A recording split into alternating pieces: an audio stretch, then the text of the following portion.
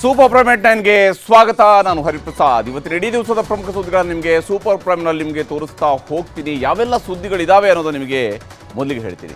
ಗೃಹಲಕ್ಷ್ಮಿ, ಗೃಹಜ್ಯೋತಿ ಗ್ಯಾರಂಟಿಗಳಿಗೆ ಹೊಸ ಅರ್ಜಿ ಸಲ್ಲಿಕೆ ಇರೋದಿಲ್ಲ. ಆದರೆ ಒಂದಿಷ್ಟು ಮಾಹಿತಿಗಳನ್ನು ನೀವು ಒದಗಿಸಲೇಬೇಕು, ಅದಕ್ಕೆ ಪೂರಕವಾದಂತಹ ದಾಖಲೆ ಕೊಡಲೇಬೇಕು. ಈ ಬಗ್ಗೆ ಸಿಎಂ ಸಭೆ ನಡೆಸಿ ತೀರ್ಮಾನವನ್ನು ಮಾಡಿದ್ದಾರೆ.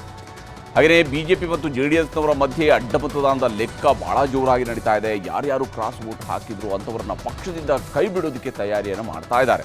ಇನ್ನೊಂದು ಕಡೆ ಶಿವಕುಮಾರ್ಗೆ ಪರಿಷತ್ ಗೆಲುವಿನ ಲಾಭ ಕೊಟ್ಟಿದ್ದಾರೆ ಕೈ ನಾಯಕರು. ಮೇಕೆದಾಟು ಯೋಜನೆಗೆ ಅಡ್ಡಿಪಡಿಸೋದಕ್ಕೆ ತಮಿಳುನಾಡು ನಿರ್ಣಯವನ್ನ ಮಾಡಿದೆ. ವಿಧಾನಸಭೆಯ ಕಲಾಪದಲ್ಲಿ ಸರ್ವಾನುಮತದ ತೀರ್ಮಾನವನ್ನು ಅಲ್ಲಿನ ಸರ್ಕಾರ ಕೈಗೊಂಡಿದೆ. ಹಾಗೆಯೇ ಇರಾನ್ ಅಮೆರಿಕ ಶಾಂತಿ ಒಪ್ಪಂದ 24 ಗಂಟೆಯಲ್ಲೇ ಮುರಿದು ಬಿದ್ದಿದೆ. ಇಸ್ರೇಲ್ ಲೆಬನಾನ್ ಮೇಲೆ ದಾಳಿ ಮಾಡಿದ್ದಕ್ಕೆ ಇರಾನ್ ಒಪ್ಪಂದಕ್ಕೆ ಎಳ್ಳು ನೀರು ಬಿಟ್ಟಿದೆ. ವರ್ತನೆ ಬದಲಿಸಿಕೊಳ್ಳದಿದ್ರೆ ದಾಳಿ ಮಾಡ್ತೀವಿ ಅಂತಿದ್ದಾರೆ ಟ್ರಂಪ್. ಇನ್ನು ರಿಲಯನ್ಸ್ ವಾರ್ಷಿಕ ಸಭೆ ಇವತ್ತು ನಡೆಯಿತು. ಆದಾಯದ ಲೆಕ್ಕವನ್ನು ಮುಖೇಶ್ ಅಂಬಾನಿ ಅವರು ಕೊಟ್ಟರು. ಜೊತೆಗೆ IPOಗಳನ್ನು ಕೂಡ ಘೋಷಿಸಿದ್ದಾರೆ.